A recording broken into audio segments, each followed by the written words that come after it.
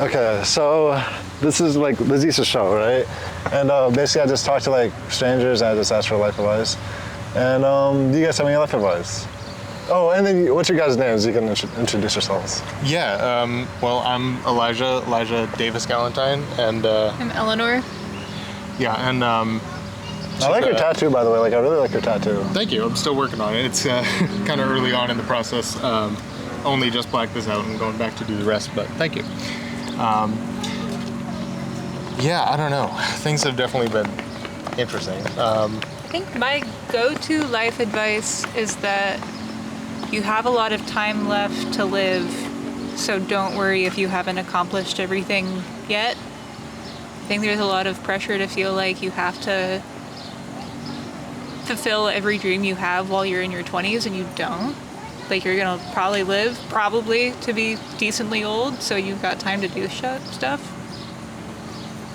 Honestly, like, that's something like I've been like thinking about recently. Like, I feel like I have to like finish everything like by like 20. Like, I have to be successful by 20. Otherwise, like, I'm a failure. Like, I feel like I've like wasted my life.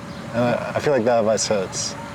Yeah, no, I do think kind of slowing down is the better way to approach everything, to be honest. I mean, I think for me, I've kind of repeatedly come to the question of like, what genuinely is important to me, and everyone does obviously ask themselves that. And like, it even wasn't that long ago where I was kind of like, once again, looking for like what actually gives a feeling of fulfillment.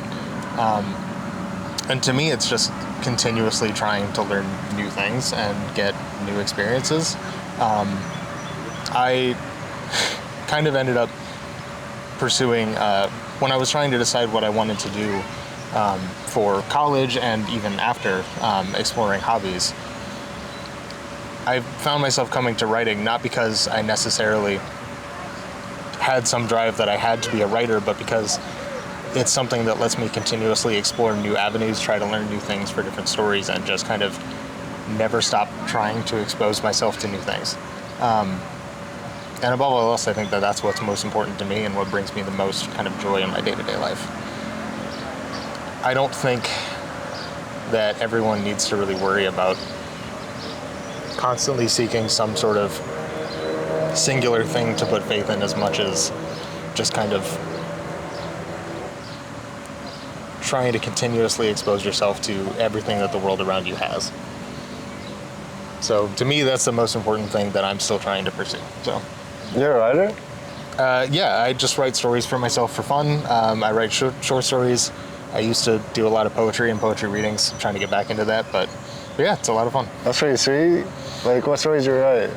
I've done some historical fiction, some that's more like psychological horror, some that's a little bit more magical realism or fantasy. So I've kind of been all over the place, but I'm currently trying to work on my first novel and maybe pursuing getting it published, but we're early stages on that. So yeah, it's fun, but that's kind of a new pursuit. So Yeah, I feel like writing can be hard, especially like with a novel. Like, I feel like that'd be hard. I think the hardest thing is just actually getting yourself to do it. As silly as it sounds, I mean, it's just sitting down and trying to focus on one thing for such a prolonged amount of time. Just thinking really hard it's just kind of exhausting, legitimately.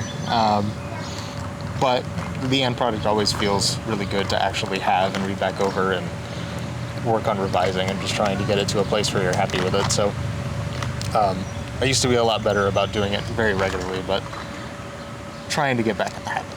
So it's one of the things I'm very sad that I let get away from me for a while, and I'm really trying to plunge back into it as hard as I can. So What made you get back into it?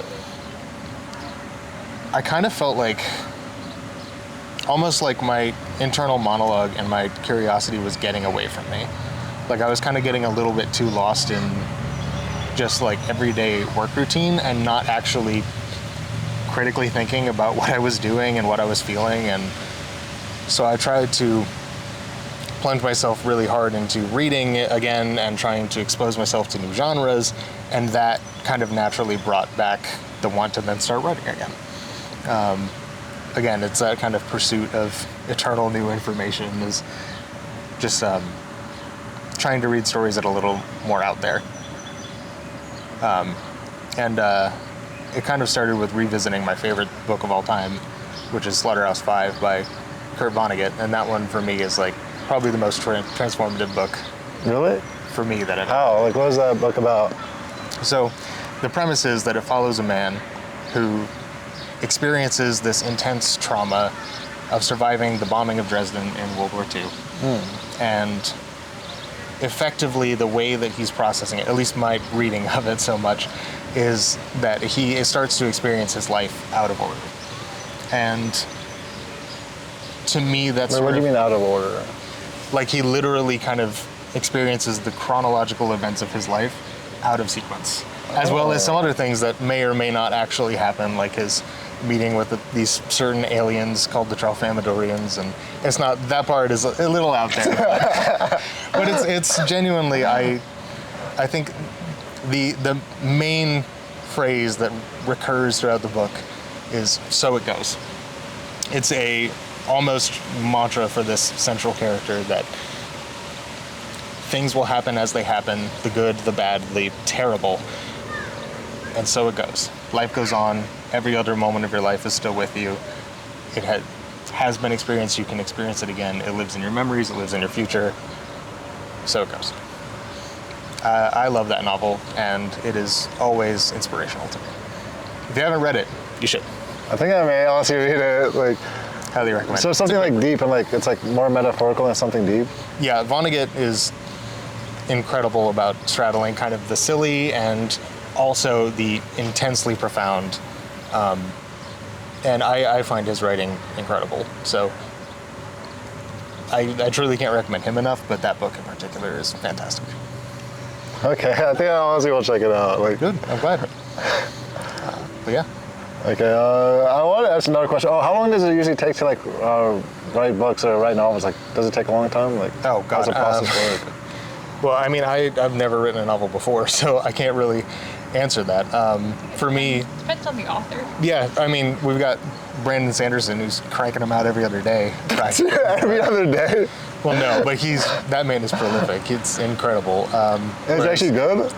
Yeah, I mean, oh my God, he is so popular, and I've He writes only fantasy. yes, Oh, okay.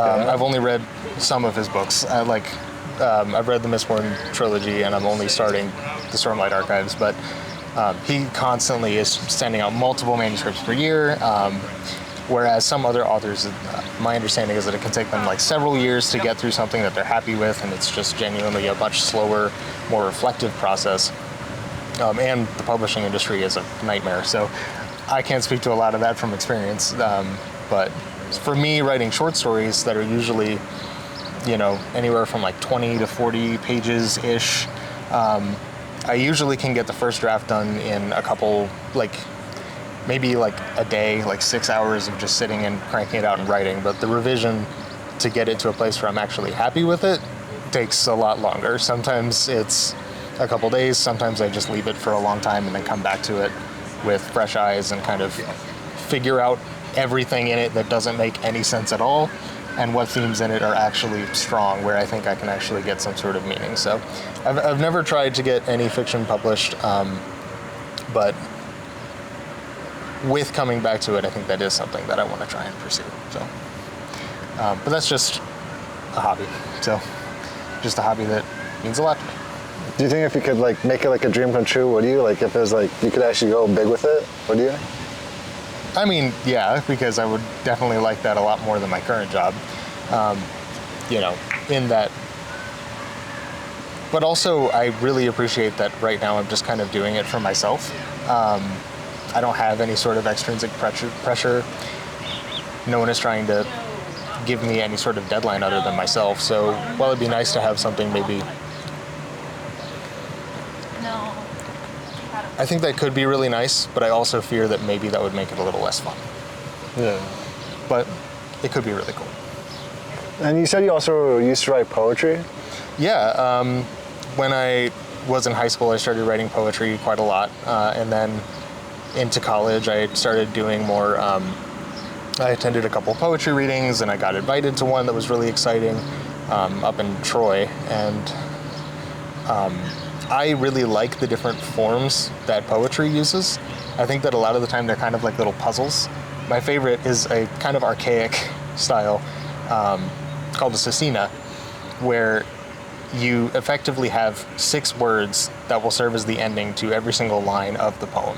And there's a prescribed pattern that they use, and trying to find a way to make that very limiting selection of words flow like a proper poem is like a really fun challenge to try and untangle. It kind of is puzzle solving, and it's a lot more in the emotions than I think typical prose is. So poetry is really fun, but it's a totally different approach to writing entirely than a story. Not so much worried about some narrative through line as much as just getting the feeling across and giving someone something that they can sit with and reflect on for a lot longer, even a very short passage. Have you done that before, like that type of poetry?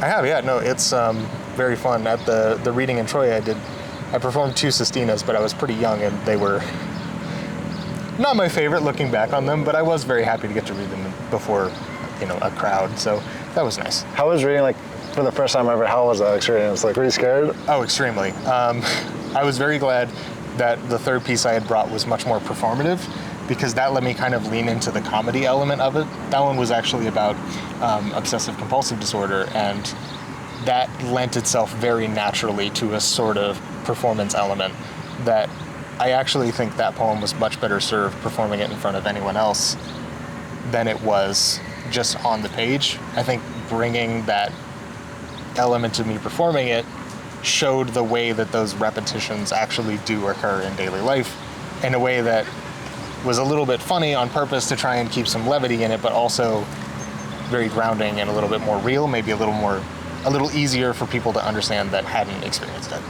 And that was really fun, and I thought that was a good way to round off the experience, because it felt like I could ground myself in it and just kind of have fun with the group of people in front of me. There's a little bit less of the, bearing this vulnerable thing that I had put so much time into trying to refine, and a little bit more kind of bringing it to a nice close. But it was very anxiety-inducing leading up to it. I was terrified. How did you feel like during and after it?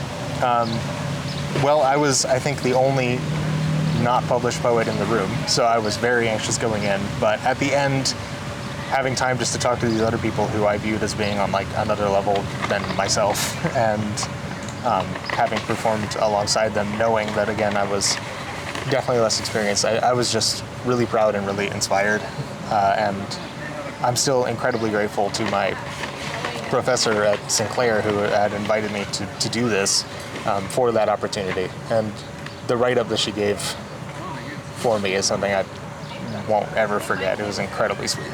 So overall, I left it as a really positive experience. And I'm glad that I did it, as terrified as I was. So, yeah. And you said like it was performative. Like how does it become performative? Like do you do actions, or like do you like act it out in some way? No, just really more in the delivery, the way that I did the reading of it. Like spoken word poetry or kind of more performance poetry is a totally different world than just publishing like a written poem online. Like as much as I like to go and read like the poem of the day on Poetry Foundation, watching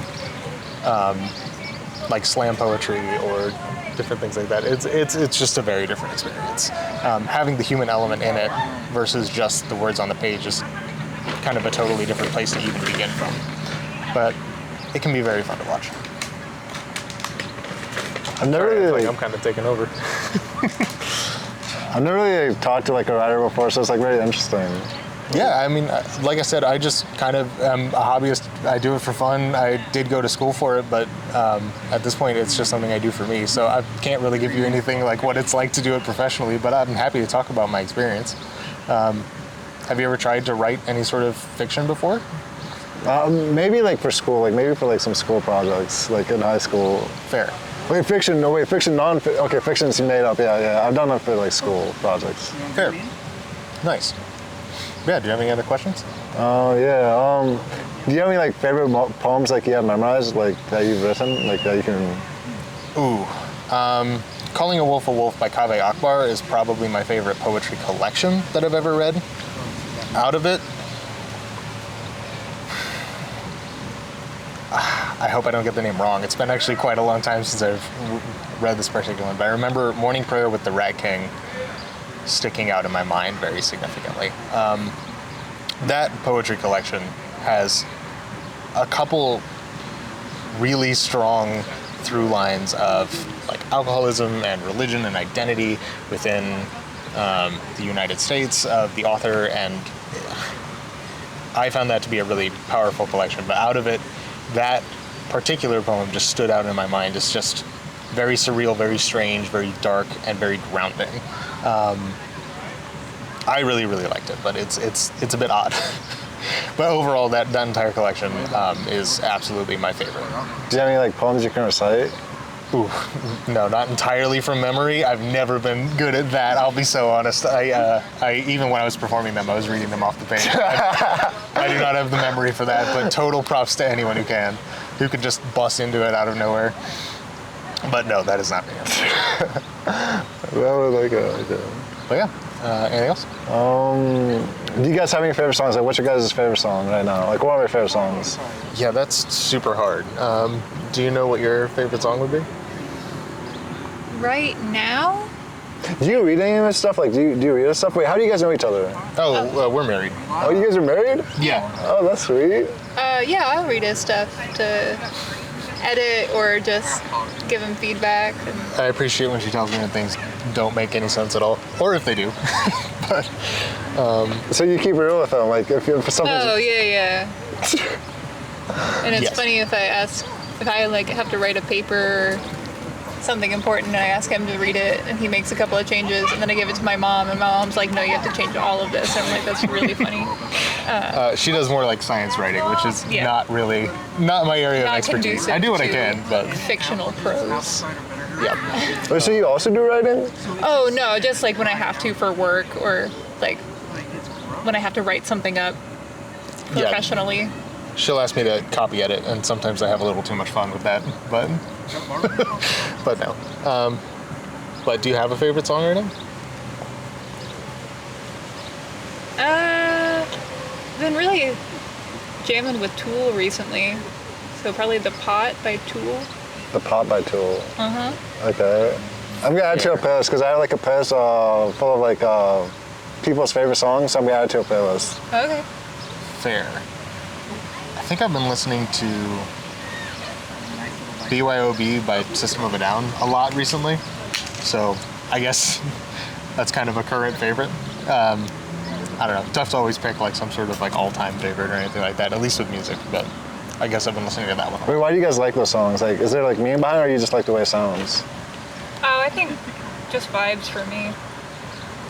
Fair. I think System of a Down is a little bit more political. they are, and I think I've definitely been a little bit more in that kind of headspace of like going back to some old punk. So like I really like, some Fugazi, a lot of old Bad Religion, System of a Down, like kind of groups like that. That's kind of where my head's been at for a little while. But I think it's good sometimes to kind of tap into a bit of the anger that you feel about kind of all of the everything. So, and it's kind of fun to do that through music, especially like driving to and from work and other relatively benign places. Okay. But yeah. How do you guys meet? We went to high school together, so we've been together for Almost 10 years. Almost 10 years. 10 years? Yeah. Wow. Yeah. And we got married a little over a year ago. Yeah. Year and a half. We Congratulations. yeah. Are you from Dayton? Yeah. Yeah. So you know how last year in April. we had the can't believe I even questioned that for a moment. I'm sorry. In April of last year, we had the total solar eclipse go overhead, right? Yeah. So we got married that day under the solar eclipse. Oh. So we literally like said our vows, did the kiss, and then like 3 minutes later it was darkness, and we had the sun above. So the pictures are really cool. I'm very happy with how those came out. But That's actually sweet. that was fun. Yeah. It's so funny because everyone's first question is, "Did you plan that?" And I'm like, "Yes, we did. Of course we did. That didn't just happen." Just by accident. but yeah, that was cool. How do you guys like know like you guys were the one for each other? Like, how do you guys know? I mean, do you want to answer this? I've been talking a lot. I think it's not a singular moment of like, oh, this is the person for me. It's building on a relationship over time and learning each other and learning how to tackle all of the obstacles in life together and be supported by one another. Sorry that that's not as romantic as like, oh, No, I think over here. that's accurate. I mean, like, I think when we first met and we had a lot of conversations, the way that we kind of just generally thought about things was very similar. I felt like the way that I wanted to kind of break down and understand what I was dealing with in life and the thoughts I was having and was very similar to sort of your approach and your outlook. And it just felt really easy to have a conversation that felt like it was actually engaging and thoughtful, and just generally it felt really, really easy to talk with you.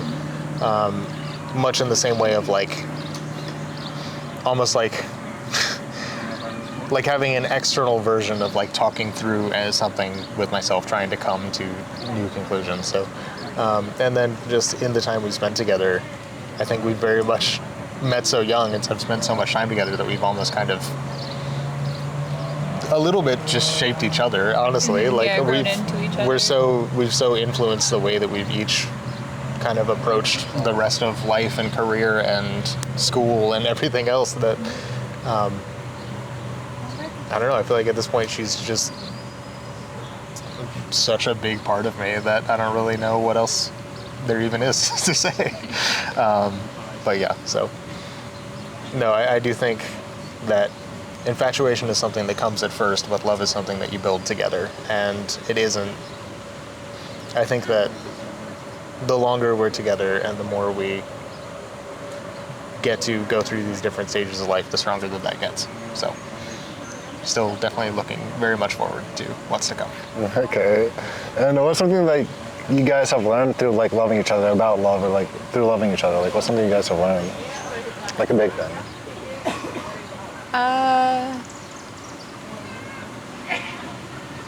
Well, lots of things. I want to say patience, and that sounds really shady. I don't mean it that way. I know. You're good. I think, yeah, learning to be enthusiastic for each other, being excited about something that you're not personally, that you wouldn't normally be excited about, but because you get to do it together or you get to support the other person in it, it's exciting. Yeah.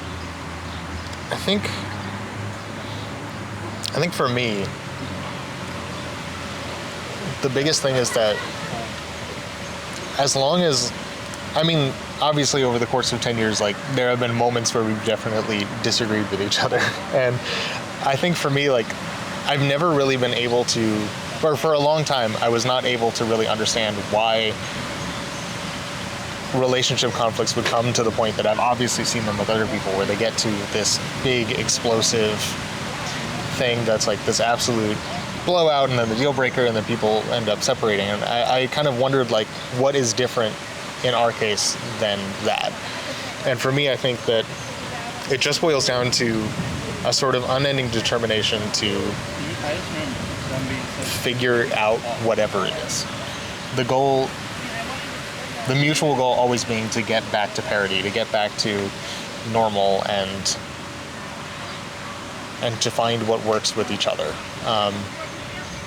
I mean, everyone and anyone will tell you to compromise, but I think just having it always be more trying to serve each other and come back to center rather than trying to get what you want out of it is more important than anything else. Just being absolutely committed to making it work. So, I mean, that's what I plan to do. Yeah, we're always committed to choosing each other and choosing to continue. Yeah. At least that's my thoughts. That's a good answer. Those are good answers. I like those answers. I'm glad. So, like, did anything happen? Like, did anything change after you guys got married, or was it basically just the same thing? No, we had already been living together, so basically nothing. Yeah, it was pretty much just kind of a formality. I mean, it was definitely like, well, we've been together for this long, like, we might as well make it somewhat official. And like, there have definitely been moments where it's been nice, like when, you know, when I have had like surgery and that minor, not that important, but like still her being able to then come back and like talk to me because, it we're was like officially the married. next It's week like that you had surgery, and I was like, well, Yeah. we're freshly married. I actually have the right to be back here. Yeah. The nurse was like, no, girlfriends have to stay in the waiting room, and I'm like, I'm wife, actually. yeah, it was funny that was like a week later, but Yeah. But no, so like, you know, there's been a couple things that are nice about being legally married, but otherwise it pretty much didn't change anything. Like I said, we've been together for so long, we'd already lived together for several years, it wasn't that big of a change, so. You guys seem really easy to talk to. Like, Glad you think so. like it's like very easygoing, very calm. I'm glad. Okay, do you have any closing message for the... Not really, I mean, I'm still trying to figure everything out, just like every single other person. So I don't know. I don't think I really have a strong closing message, but if anyone else is really grappling for purpose at the moment, like I felt like I was not that long ago, just try to throw yourself into something you've never done before, and maybe it'll surprise you. Okay. How about you? Any closing message? Hang in there. Something will happen. Maybe situation will change. If you're not happy with how things are now, hang in there. And like, can you tell me like about your tattoos? Like, Yeah. tattoos are sweet. Both of Thank you. yours. So this one for me, knocked over the bag. So this one is, like I said, still work in progress, but we've got the clouds wrapping around on the outside, the exploded head, the smoke trail, and then it goes up Damn. to the sun with the big crying eyeball. It will be crying blood. It's not yet, because we haven't filled in any of the red, and like I said, it's still, like, I'd say halfway done, if that, but for me, it's kind of a representation of cosmic horror and the sense of celestial bodies moving being just...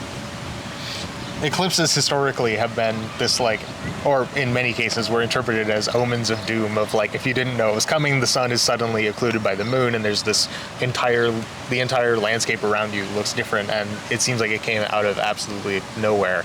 And this thing that it was this intense omen, this powerful experience of, well, it's been interpreted so many different ways, is now something that we can understand as, and predict and view as this beautiful celestial event. For me, I think a lot of the time the ways that things have been interpreted historically versus the way that we now understand them is just kind of a really interesting dichotomy. And that's why I actually wrote a couple stories about like the witch trials as this horrifying look into what a lack of understanding will get you. And so to me, I think that relationship between ourselves and things so much bigger than us, like the cosmos, is beautiful and horrifying, and I wanted to get a tattoo that kind of talks to that. So that's why I decided to do this freaky ass exploded head with the weeping sun. But do you have any particular commentary on why you got... I got a tree because I like trees. Got flowers because I like flowers. I got snakes, really like snakes. I got my alchemical symbols for the elements because that's the foundation of the majority of life on this planet. Mine aren't as thought out. I mean, that's fine. Digging those tattoos hurt a lot? That's fine. I don't like getting tattooed. It hurts. I don't know. It's not that bad. But, I mean, some spots suck more than others, but it's not that bad. Do you think you're gonna get any other tattoos? Yes, but I'm definitely going to finish this one first. So, shit is expensive, man. How much does it cost? Oof, too much. I'll just leave it at that. I mean, my artist deserves to get paid well, and I'm happy to do it. Also, paying for it hurts more than getting it. So, yeah. But no, I'm still happy to be working through it. Just money's a little tighter while I'm getting it done. So, but yeah, we got a couple months left. So. Okay. Okay, well, it was good talking to you guys. Yeah, good talking to you You too. got kind of more of a mouthful than you might have been expecting. I liked it. Well, I'm glad. Nice to meet you. Nice to meet you too. Elijah and Elanor. Zoom in. Yeah. So do you like post this somewhere online or anything? Yeah, on YouTube. Dope. Okay, cool. Where can I find you? Z-Stitch. Or the Jesus Show. Here, here's it. Yeah. Because I didn't quite hear you right, and I'm like, it'll be easier. Stitch. Sweet. Thank you very much. You're welcome. Thank you guys for doing the interview. Yeah. No problem. Have a good day. Thank you. You too.